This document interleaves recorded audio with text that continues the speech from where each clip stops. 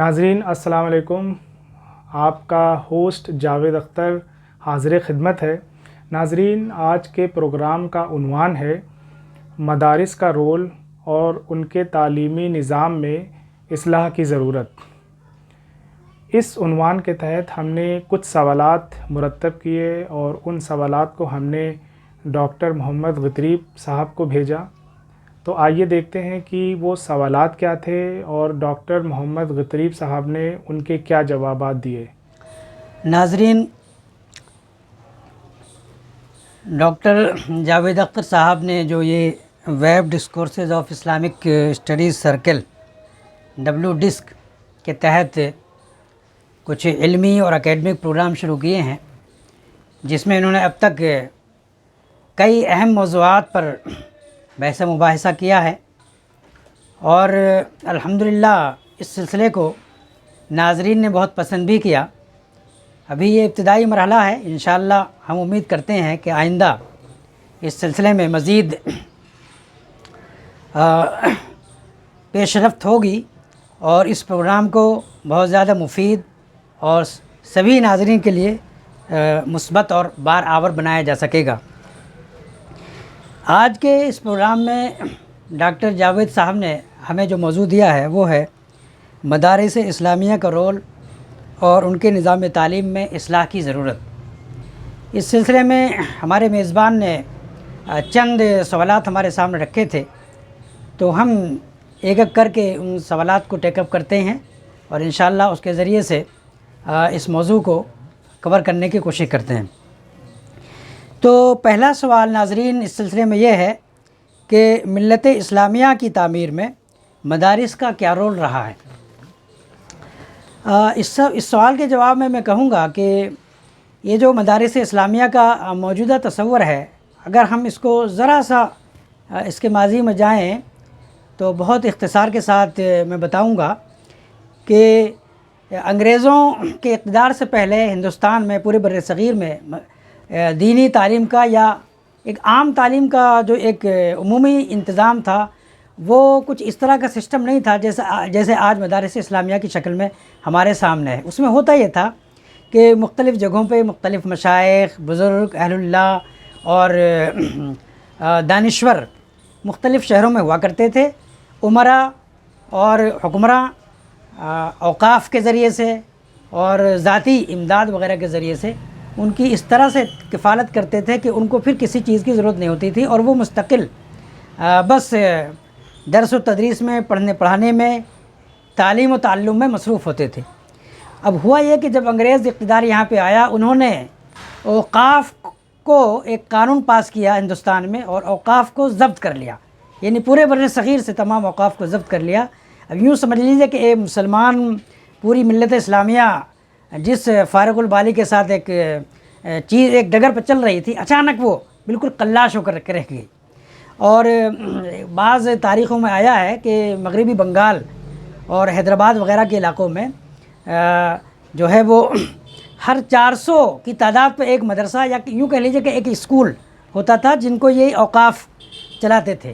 اب وہ جو انگریزوں نے یہ جو نظام پاس کیا اوقاف کی ضبطی کا، اس سے یہ سارے مدارس بالکل بند ہو کر کے رہ گئے۔ وہ کہا جاتا ہے کہ 2.5-3 سال کے عرصے میں 80,000 مدارس صرف مغربی بنگال میں بند ہوئے اس طرح کے۔ تو یوں کہ اختصار کے ساتھ میں بتاؤں گا کہ یہ پورا نظام چوپٹ ہو گیا، بالکل تباہ و برباد ہو گیا۔ اب یہ نظام جو ہے تعلیم کا بالکل ختم۔ اب مسلمانوں کے سامنے ایک بڑا مسئلہ تھا، اقتدار بھی ہاتھ سے گیا، معاش بھی ان کی بالکل زائل اور ابتر ہو گئی، اور تعلیمی نظام بھی ختم ہو گیا۔ اب کیا کریں؟ تو ہمارے بزرگوں نے اس سلسلے میں یہ سوچا کہ عوام کے اوپر کی بنیاد پر چلائے جانے والے کچھ مدارس کا افتتاح کیا جائے۔ چنانچہ دارالعلوم دیوبند قائم ہوا، مظاہر علوم سہارنپور قائم ہوا، مراد آباد میں مدرسہ شاہی قائم ہوا اسی زمانے میں، دہلی میں کچھ مدارس قائم ہوئے، مغربی بنگال میں، آسام میں کچھ مدارس قائم ہوئے، اور اس طرح سے آہستہ آہستہ ایک پورا سلسلہ مدارس کا چل نکلا۔ اس پورے سلسلے کو درس نظامی کے مدارس سے تعبیر کیا جاتا ہے، اور ہم یہ کہہ سکتے ہیں کہ جب 200 سال یا 150 سال انگریزی اقتدار کا زمانہ بر صغیر میں رہا ہے، انہوں نے یہاں پہ اپنا نظام تعلیم نافذ کیا، جو پہلے پرشین زبان تھی سرکاری زبان اس کو دربار سے باہر کیا، اس کی جگہ پہلے اردو و پھر انگریزی نافذ کی۔ تو مسلمان جو بڑی آسانی سے مختلف سرکاری ملازمتوں میں مغلیہ پیریڈ کے اندر آ جایا کرتے تھے، وہ بالکل ختم ہو گیا سلسلہ۔ تو اس انگریزی نظام کے پیرلل مسلمانوں نے اپنے عوامی چندوں سے، عوام کی مدد سے یہ ایک پیرلل نظام کھڑا کیا، اور اس میں کسی سلطنت کی ان کو تائید حاصل نہیں تھی۔ کوئی امراء یا عمائد جو قوم کے تھے وہ تو ویسے ہی ختم ہو گئے تھے زوال کے دنوں میں، تو ان کی بہت زیادہ سرپرستی نہیں تھی۔ تو ہم کہہ سکتے ہیں کہ بڑے کمال کی ایک چیز تھی یہ، جو علماء کو اللہ تعالیٰ نے سمجھائی اور انہوں نے جد و جہد کی، اور عوام نے بھی اس کی امپورٹنس کو سمجھا۔ اور آج ہم دیکھتے ہیں کہ یہ مدارس جو ہے کئی چیزیں کرنے میں بڑے کامیاب رہے اس پورے عرصے میں۔ مثال کے طور پر ہم کہہ سکتے ہیں کہ جو مسلمانوں کی ایک کلچر تھا، ان کی جو ایک تہذیب تھی، ان کی جو ثقافت تھی، اس کو پورے طور پر ان مدارس نے سنبھالے رکھا۔ مسلمانوں کے جو عقائد کا نظام ہے، جو وہ نماز، روزہ، زکوٰۃ، حج وغیرہ کے مسائل ہیں، ان کو سیکھتے سکھاتے ہیں، وہ اسی تعلیمی نظام نے، مدارس کے اس تعلیمی نظام نے اس کو بھی برقرار رکھا۔ اور اس کے علاوہ ہم سمجھتے ہیں کہ آج کے دور میں اگر ہم دیکھا جائے مدارس کا جو رول ہے، مدارس کی جو اہمیت ہے مسلمانان ہند کی زندگی میں، یعنی تقسیم ہند کے بعد بھی، تو ہم سمجھتے ہیں کہ ویسے تو دستور ہند کے مطابق یہ ہے، اور جو ایک جمہوری نظام ہے اس کے مطابق یہ ہونا چاہیے تھا کہ ریاست جو ہے ہر بچے کو، ہر شہری کو، ملک کے ہر شہری کو اور ہر بچے کو فری اور مفت تعلیم فراہم کر دی، لیکن ایسا ہے نہیں، ایکچوئل میں ایسا نہیں ہے۔ اور تو اب ریاست اپنے اس فرض کو ادا کرنے میں ناکام ہے، تو اس کی جگہ ہم دیکھتے ہیں کہ مدارس اسلامیہ نے اس فرض کو کم سے کم ان علاقوں میں، دور دراز کی ان بستیوں میں، ان دور دراز کے علاقوں میں جہاں پہ نئی تعلیم کی روشنی نہیں پہنچی، جہاں پہ سرکاری اسکول قائم نہیں ہوئے، اور ان نادار مسلمانوں کے بچوں کو، غریب مسلمانوں کے بچوں کو جو پرائیویٹ اسکولوں میں بھی نہیں جا سکتے اور جو سرکاری نظام سے بھی زیادہ استفادہ نہیں کر سکتے، تو ان کو ان مدارس نے جو ہے ان بچوں کو لٹریسی اور بنیادی تعلیم فراہم کی۔ تو ہم یوں کہہ سکتے ہیں آج کے دور میں، آج کی زبان میں، کہ مدارس اسلامیہ جو ہیں مسلمانوں کی زندگی میں بر صغیر ہند میں اور ہندوستان میں ایک تعلیمی این جی او کا کام کر رہے ہیں۔ یہ ایک این جی او کا یہ نیٹ ورک ہے، حالانکہ این جی او نہیں کہا جاتا ان کو، لیکن جدید زبان کی تفہیم میں ہم کہہ سکتے ہیں ایک بڑا منظم این جی او ہے جو صرف عوامی چندوں سے چلتا ہے اور ملت اسلامیہ کو بڑے پیمانے پر تعلیم فراہم کر رہا ہے۔ یہ مدارس کا بہت بڑا اچیومنٹ ہماری نظر میں ہے۔ ڈاکٹر جاوید صاحب نے اس سلسلے میں ایک سوال یہ کیا تھا کہ مدارس اسلامیہ میں آج کون سی اصلاحات ضروری؟ یہ بہت ہی امپورٹنٹ سوال ہے، اور مدارس اسلامیہ کا آج کیا ریلیونس ہے اس سے اس کو جوڑتا ہے۔ جیسا کہ ہم جانتے ہیں کہ زمانہ بہت ہی تیز رفتار چل رہا ہے، اور جو قومیں ان تیز رفتار تبدیلیوں کا ساتھ نہیں دے پاتی وہ زندگی کے قافلے سے بچھڑ جاتی ہیں۔ چنانچہ ہم محسوس کرتے ہیں کہ ہندوستانی مسلمان دوسری اقوام کے مقابلے میں 100 سال پیچھے ہیں، یعنی تعلیم میں، تجارت میں، معاش میں،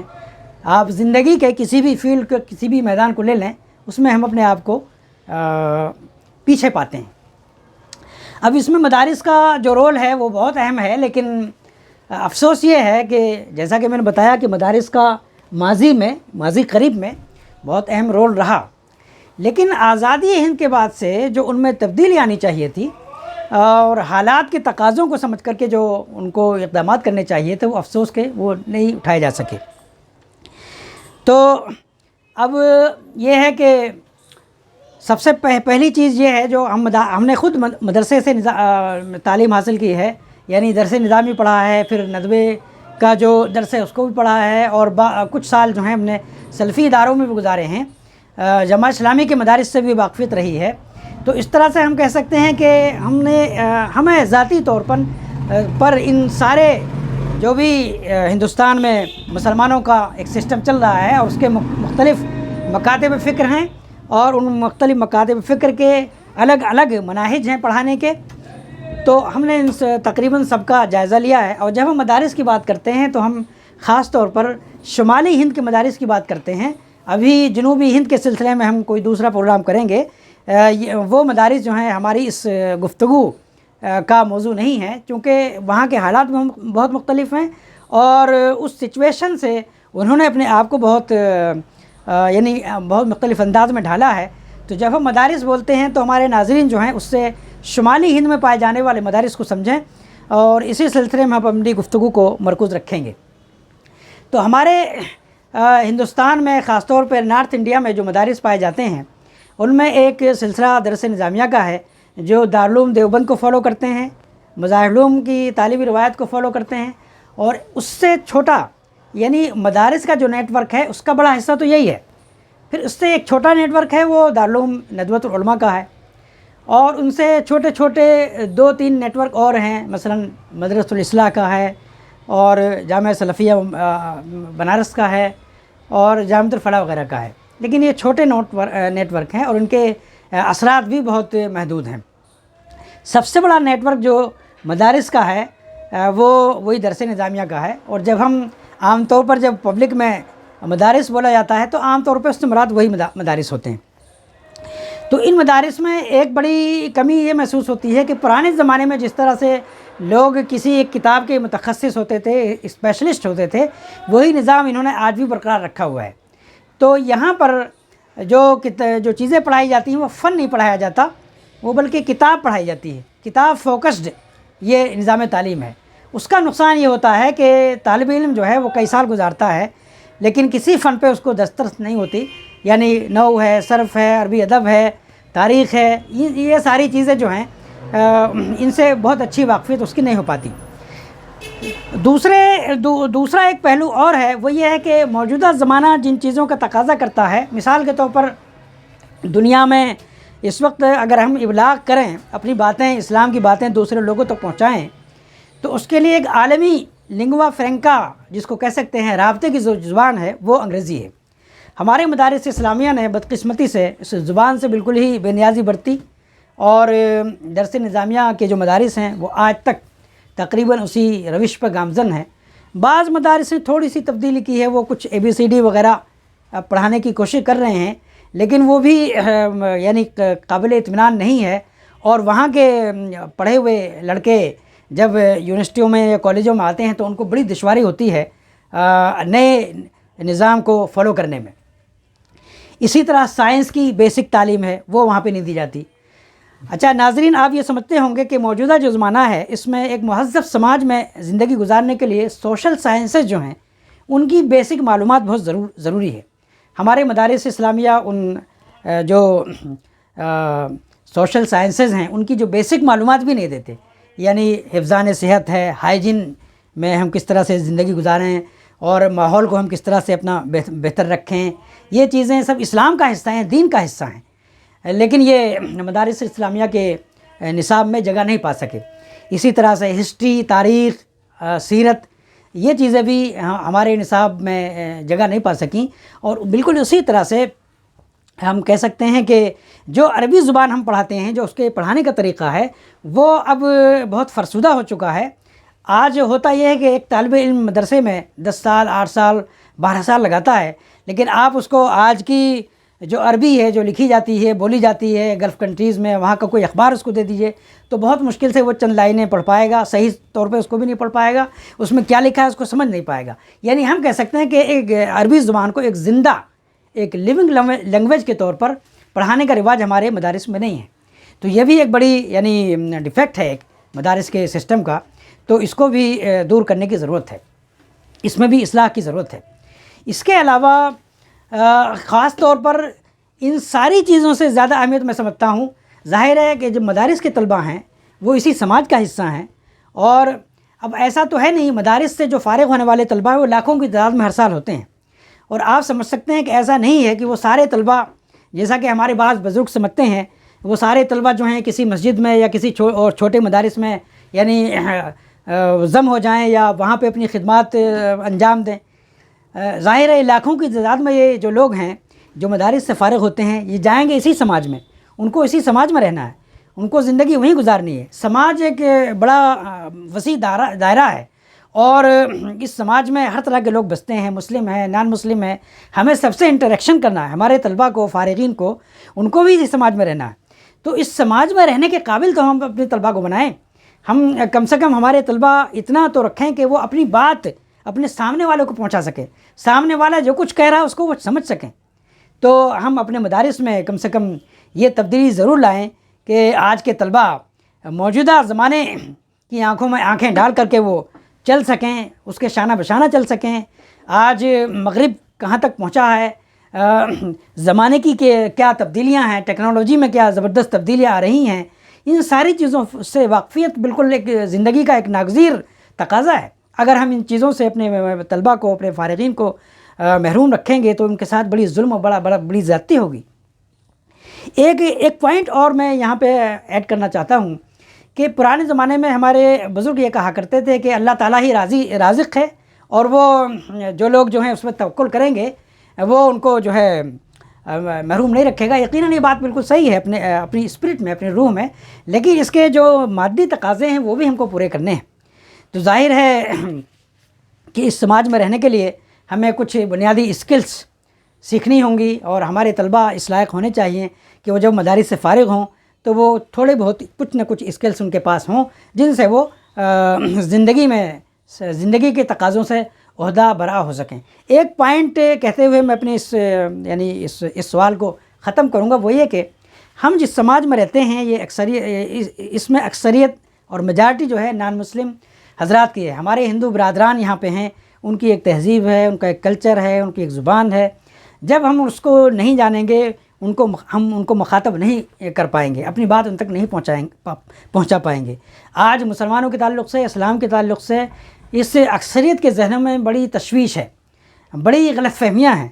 اور کچھ لوگوں نے وہ غلط فہمیاں جو ہیں وہ جان بوجھ کر پیدا کی ہیں۔ ہمارا فرض ہے کہ ان غلط فہمیوں کو ہم دور کریں، اور وہ غلط فہمیاں ہم اس وقت تک دور نہیں کر سکتے جب تک ہم خود میجارٹی کو نہ جانیں۔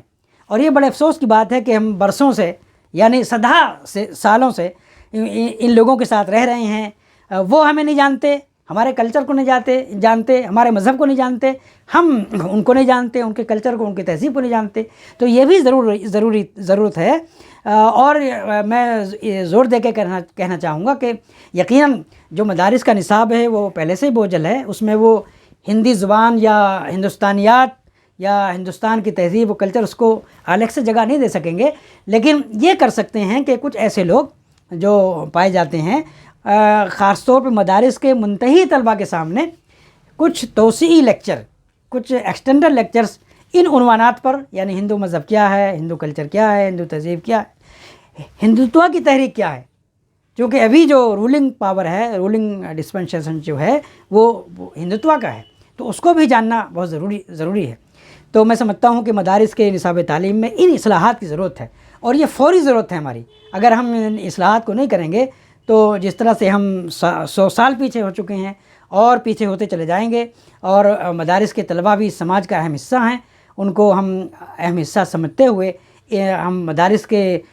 بزرگوں سے، مدارس کے ارباب اہتمام سے یہ گزارش کریں گے کہ ہماری ان گزارشات پہ توجہ دی جائے اور ان چیزوں میں سے جتنا بھی وہ کر سکیں ان کو اپلائی کرنے کی کوشش کریں۔ ہمارے میزبان ڈاکٹر جاوید صاحب نے تیسرا جو سوال ہمارے سامنے رکھا تھا وہ بھی تقریباً جو ہم نے ابھی گفتگو کی اسی کا ایکسٹینشن ہے،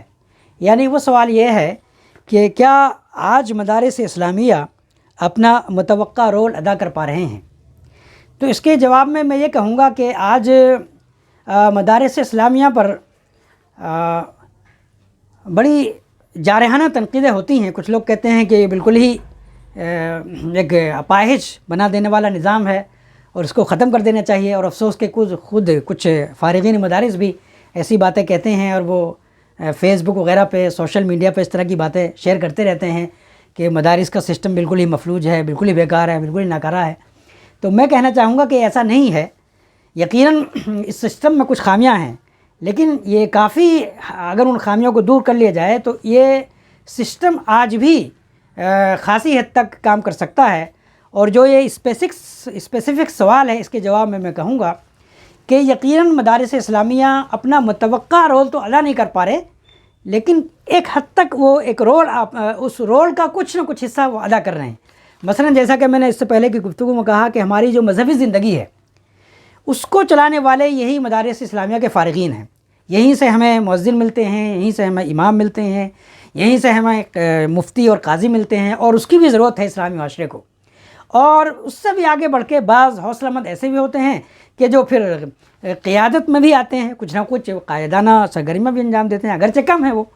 ایسے افراد کم ہیں. اچھا، کچھ ایسے بھی افراد ہیں جو مدارس اسلامیہ سے نکل کر کے یونیورسٹیوں میں گئے ہیں، وہاں پہ انہوں نے اپنا مقام بنایا ہے. ایسے کئی افراد کو میں جانتا ہوں جو اس وقت یعنی عالمی سطح پر اپنا مقام بنائے ہوئے ہیں، اسلام کی آواز بنے ہوئے ہیں. ہمارے استاد پروفیسر ابراہیم موسیٰ جو ہیں وہ دارالعلوم دیوبند اور دارالعلوم ندوۃ العلماء دونوں ہی مدارس اور دونوں ہی کے مناہج سے انہوں نے استفادہ کیا ہے. اسی طرح پروفیسر مظفر عالم اس وقت شکاگو میں ہیں. اسی طرح سے سنگاپور میں کچھ ندوی حضرات ہیں. اسی طرح سے میں سمجھتا ہوں، میں نے خود ملاقات کی تھی امریکہ جب میں گیا تھا، تو وہاں پر رامپور کے رہنے والے مزمل حسین صدیقی ہیں، وہ ندوۃ العلماء کے فارغ ہیں، اور وہاں پہ ایک بہت بڑا نیٹ ورک ان کا ہے. وہ غالباً لاس اینجلس میں وہاں کی جو بڑی مسجد ہے اس کے امام ہے، اور انگریزی میں خطبہ دیتے ہیں، اور بڑے ان کے فالوور ہیں. تو اس طرح سے مدارس کے لوگ بھی ایسا نہیں ہے کہ بالکل ہی انہوں نے کچھ نہیں کیا. ان کے یہاں بھی ایسے حوصلہ مند لوگ نکلے ہیں کہ جنہوں نے عالمی سطح پہ اپنے مقام پیدا کیا. لیکن بہرحال یہ بات صحیح ہے کہ مجموعی طور پر ملت اسلامیہ کو جو توقعات تھیں مدارس سے وہ پوری نہیں ہوئیں، اور وہ پوری نہیں ہو رہی ہیں. اور میں سمجھتا ہوں کہ اگر مدارس کے نظام میں اصلاح کی جائے تو یہ ایسا سسٹم ہے کہ اس کو بہت کارآمد بنایا جا سکتا ہے. یعنی ظاہر ہے آپ جو حکومتیں ہیں وہ آپ کے لیے تقریباً ہاسٹائل ہیں، آپ کے لیے بہت زیادہ وہ کام نہیں کرتی ہیں، جیسا کہ ہم نے جو ہے 1947 سے لے کے آج تک دیکھا ہے. سچر کمیٹی رپورٹ ہے، اس سے پہلے گوپال رپورٹ ہے، اس سے پہلے اور بہت ساری رپورٹیں آئی ہیں. رپورٹیں آتی ہیں، گورنمنٹس یہ کرتی ہیں کہ رپورٹیں بناتی ہیں اور وہ پھر جو ہے وہ فائلوں میں ڈال دی جاتی ہیں، اور وہ ٹھنڈے بستے کی نظر ہو جاتی ہے، اس پہ کوئی کام نہیں ہوتا. تو اب اس سلسلے میں ظاہر ہے مدارس اسلامیہ اگر اتنا ہی کر رہے ہیں کہ کچھ لوگوں کو، یعنی ایک سماج کے ایک بڑے حصے کو، مسلم سماج کے ایک بڑے حصے کو وہ خواندہ بنا رہے ہیں، کسی حد تک وہ تعلیم دے رہے ہیں ان کو، تو یہ بھی ایک بڑا کام ہے، تو ہم اس کو نکار نہیں سکتے. لیکن بہرحال جو پرانے زمانے میں اسی سسٹم سے پڑھ کے لوگ وزیر اعظم بنتے تھے، سپہ سالار بنتے تھے، انجینئر بنتے تھے، اور کیا کیا بنتے تھے. یعنی جیسا کہ میں نے ابتدائی گفتگو میں کہا، مغلیہ پیریڈ میں کوئی دینی اور دنیاوی کا الگ تصور نہیں تھا، یہی مدارس کا نظام تھا. اب یہ ہے کہ اس میں تبدیلی آ گئی. تو بس یہ ہے کہ اگر ہم اس میں اصلاح کر لیں، مفید اور مناسب اصلاحات کر لیں، تو یقیناً یہ مجھے امید ہے کہ یہ سسٹم جو ہے دوبارہ وہی فعال رول ادا کرے گا ملت کی زندگی میں جو اس سے متوقع ہے. اور مدارس کے علماء اور ارباب اہتمام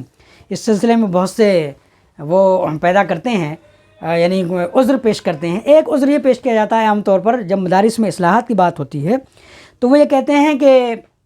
اسی سلسلے میں، اسی پوائنٹ پہ میں اپنی بات ختم کروں گا، لیکن یہ اہم پوائنٹ ہے. وہ یہ کہتے ہیں کہ جب ایک انجینئرنگ کالج سے کوئی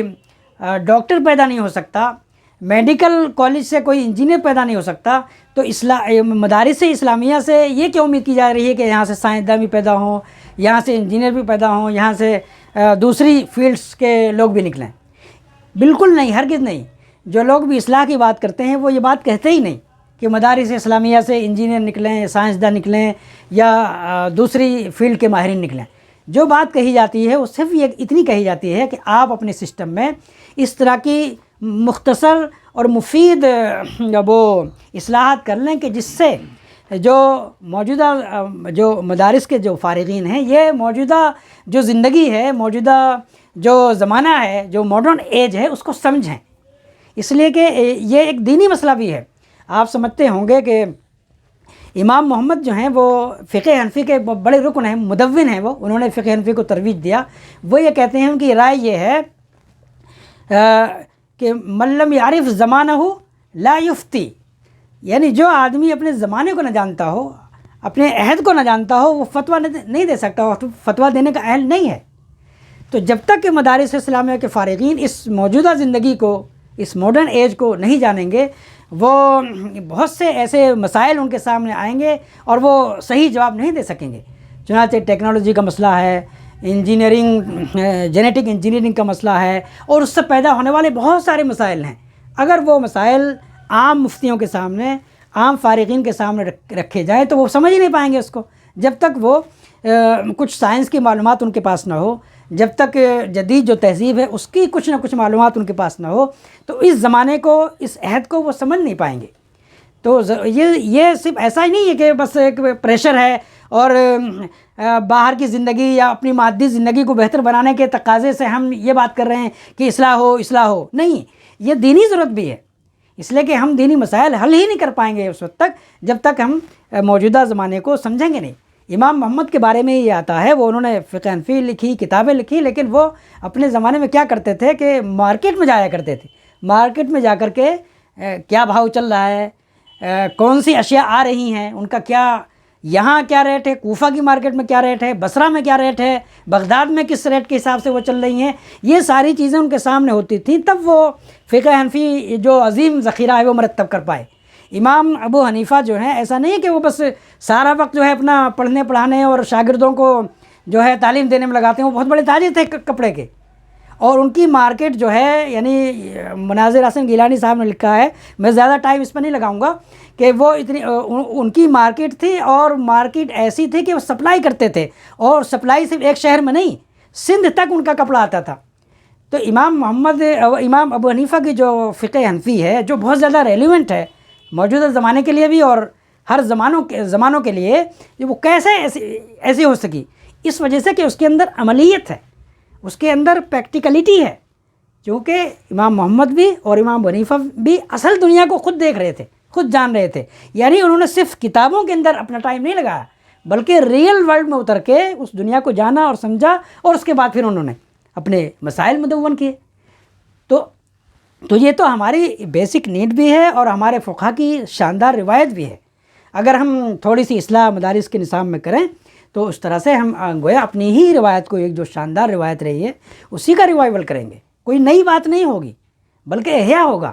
یعنی ایک شاندار روایت جو ہماری تھی اس کا احیاء ہوگا. تو ان نٹشل میں یہ کہہ سکتا ہوں کہ یقیناً مدارس کا جو رول تھا انہوں نے کسی حد تک اس کو ادا کرنے کی کوشش کی ہے، لیکن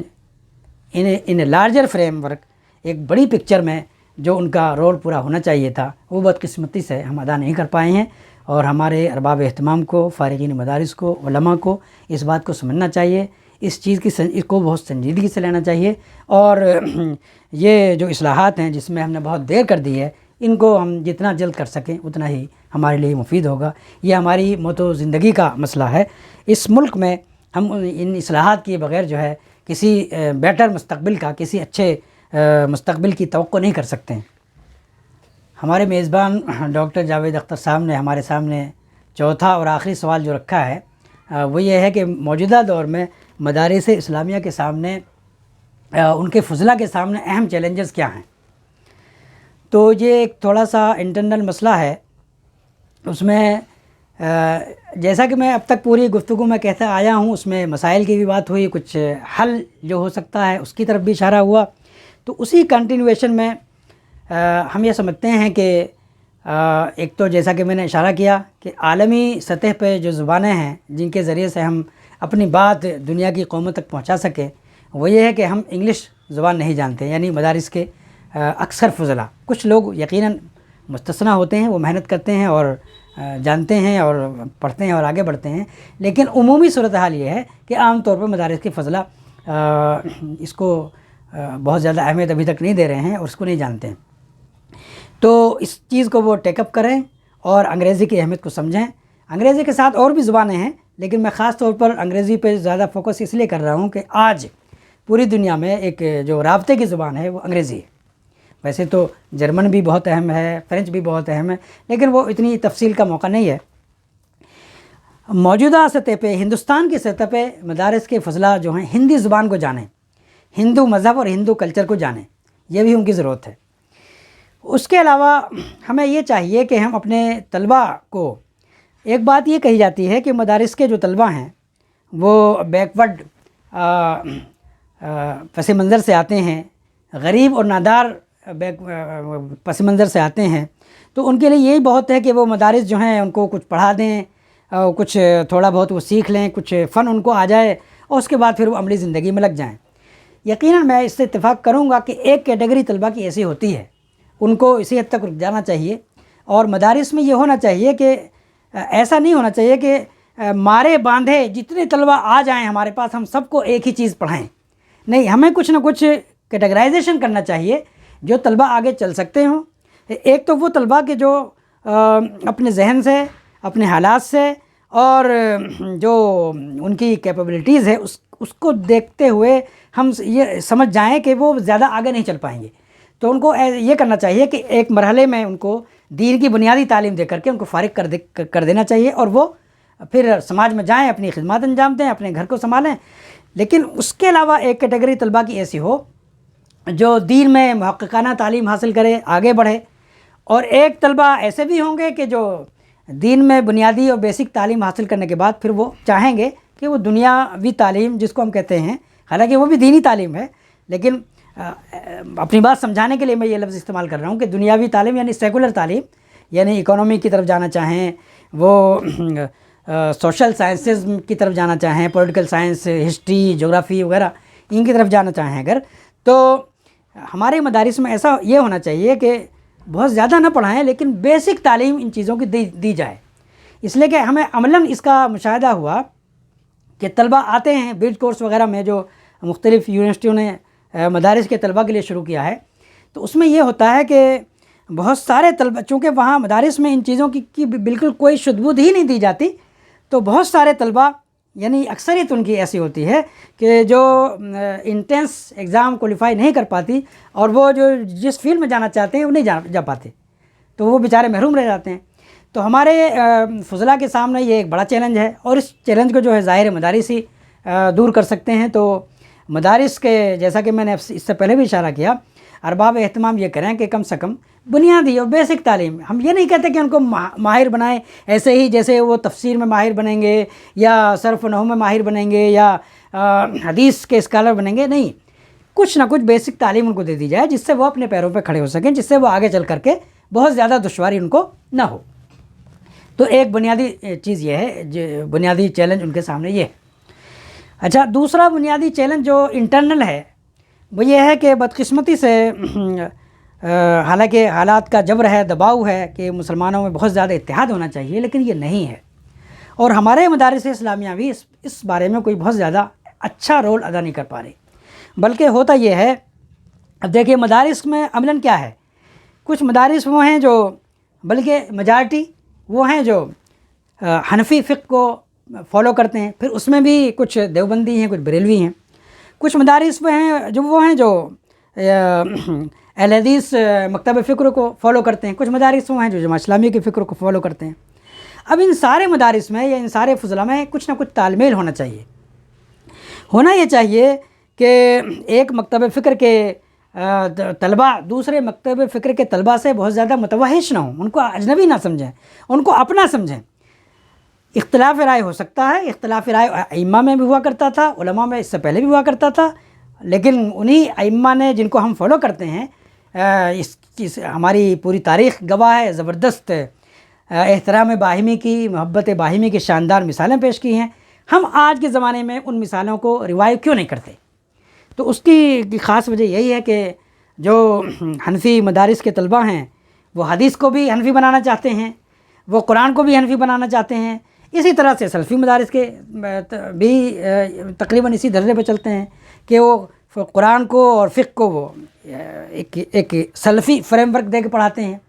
تو ایک فریم ورک ایسا ہو کہ آزاد ہو، اور آدمی اب ٹھیک ہے آپ فالو کرتے ہیں حنفی فقہ کو، آپ ٹھیک ہے آپ فالو کرتے ہیں سلفی مکتب فکر کو، لیکن یہ جتنے بھی مکاتب فکر ہیں ان کا ایک تقابلی مطالعہ ہو۔ بعض مدارس میں ایک چھوٹا سا وہ ہے، بدایت المجتہد وغیرہ وہ پڑھاتے ہیں، اس کو ہم فقہ مقارن یہ تقابلی فقہ کہتے ہیں، تو جامعۃ الفلاح وغیرہ میں اس کا تجربہ ہے، شاید ندوہ میں بھی ہے، لیکن اوور آل سارے مدارس میں اس کا نظام ہونا چاہیے۔ اس سے ہوگا یہ کہ ہمارے وہ مکاتب فکر جو دیوبندی ہیں، وہ مکاتب فکر جو بریلوی ہیں، وہ صرف اپنے دائرے میں محدود نہیں رہیں گے، بلکہ دوسری فقہوں کے بارے میں بھی ان کا رویہ کشادہ دلی کا ہوگا، وہ ان کو بھی قبول کریں گے، وہ سمجھیں گے کہ جس طرح ایک ہماری فقہ ہے یہ بھی برحق ہے، اسی طرح وہ فقہ بھی برحق ہے، اور ان کے لوگوں کو بھی ان لوگوں کو بھی ہمیں مطالعہ کرنا چاہیے۔ چنانچہ ہمارے فقہا کا ایک بہت ضروری اصول تھا، بلکہ امام شافعی کا وہ قول ہے کہ میں اپنی رائے کو بالکل برحق سمجھتا ہوں، لیکن اس میں یہ امکان رکھتا ہوں، یہ گنجائش رکھتا ہوں کہ ہو سکتا ہے مجھ سے غلطی ہوئی ہو۔ میں اپنے فریق کی رائے کو بالکل غلط سمجھتا ہوں، لیکن یہ گنجائش ضرور رکھتا ہوں کہ ہو سکتا ہے اس کا قول صحیح ہو۔ تو ہمارے فقہا کی تو یہ ضروری روایات ہیں، ہم اگر ان روایات کو دوبارہ اختیار کریں اور ایک دوسرے کی یعنی فقہ کا تقابلی مطالعہ کیا کریں، اپنے طلباء کو اس جانب راغب کریں، تو پھر ہمارے سامنے جو سماج میں جب وہ جاتے ہیں، ہمارے طلباء فارغ ہو کے مدارس سے جب سماج میں جاتے ہیں، تو پھر وہ یہ ساری سورشیں، یہ ساری جو فتنہ اس وقت ہے کہ ہماری مساجد بٹی ہوئی ہیں، یہ حنفی مسجد ہے، یہ الحدیث مسجد ہے، یہ فلاں کی مسجد ہے، یہ فلاں کی مسجد ہے، ایسا نہ ہو۔ یہ جو بہت ہی دردناک صورتحال سی ہے پورے ملک میں، اس ملک سے باہر بھی، وہ اس پہ کچھ نہ کچھ قابو پایا جا سکے۔ ابھی بات پر جو ہم اگر کسی دوسرے فقہ کو فالو کرنے والے کے پیچھے اگر ہم نماز پڑھ لیتے ہیں تو فتویٰ آتا ہے کہ وہ تجدید نکاح ہونی چاہیے وغیرہ، تو یہ جو چیزیں ہیں یہ بہت ہی خطرناک ہیں، بہت ہی غیر اسلامی بھی ہیں، یہ قرآن کے بھی خلاف ہیں، حدیث کے بھی خلاف ہیں، لیکن یہ ہمارے سماج میں پائی جاتی ہیں۔ تو یہ ساری چیزیں اسی وقت ختم ہوں گی جب ہم اپنے طلباء کو، اپنے فضلاء کو تھوڑی سی وسعت نظری دیں گے، ان کے سامنے جو موجودہ چیلنجز ہیں وہ رکھیں گے، اور جو قرآن کا اصل درس ہے ان امتکم امۃ واحدہ، یہ تمہاری امت جو ہے ایک ہی امت ہے، یہ چیز جو ہے، اور جو اخوت کا رشتہ ہے سارے مسلمانوں میں، کسی بھی مکتب فکر کے مسلمان ہوں، وہ سب آپس میں بہرحال بھائی ہیں، جیسا کہ قرآن نے کہا ہے انما المؤمنون اخوہ۔ تو یہ چیز اسی وقت روائی ہو سکے گی جب عملی اقدامات کریں، اور جب تک ہم عملی اقدامات نہیں کریں گے اور بس اتحاد امت کے نام پہ کچھ کانفرنس یا کچھ جلسے وغیرہ کر لیں گے، تو یہ عملی صورتحال جو ہے بہت ہی خطرناک یہ پائی جاتی رہے گی۔ تو ہم اس میں بھی گزارش کریں گے اپنے مدارس کے ارباب اہتمام سے بھی اور فضلاء سے بھی کہ وہ اس جانب بھی توجہ دیں، اور ایسا نہ ہو کہ ہم دوسری فقہوں، دوسرے مکاتب فکر اور دوسرے مسالک کو جو ہے بالکل ہی مسترد کریں۔ یہ رویہ اب ختم ہونا چاہیے۔ بس انہی چند کلمات پر میں اپنی گفتگو ختم کرتے ہوئے آخر میں تمام مدارس کے لیے اپنے تمام سننے والوں سے یہ اپیل کرنا چاہوں گا کہ موجودہ آپ حضرات دیکھ رہے ہیں کہ کووڈ-19 کی وجہ سے مدارس اسلامیہ بہت زیادہ اپنا چندہ وغیرہ وصول نہیں کر سکے، زیادہ تر مدارس بند ہیں۔ آپ حضرات زیادہ سے زیادہ ان کی جو بھی ان کی مدد کر سکتے ہوں کریں، تاکہ وہ نارمل انداز میں کسی حد تک اپنے آپ کو چلانے کے قابل ہو جائیں۔ وآخر دعوانا الحمدللہ رب العالمین۔ تو ناظرین، ابھی آپ نے دیکھا کہ جو سوالات ہم نے اٹھائے تھے، ان سبھی سوالات کا کتنی خوبصورتی کے ساتھ ڈاکٹر محمد خطیب صاحب نے جوابات دیے۔ ہمیں آپ کے فیڈ بیک کا انتظار رہے گا۔ تب تک کے لیے اپنے ہوسٹ جاوید اختر کو اجازت دیجیے۔ اللہ حافظ۔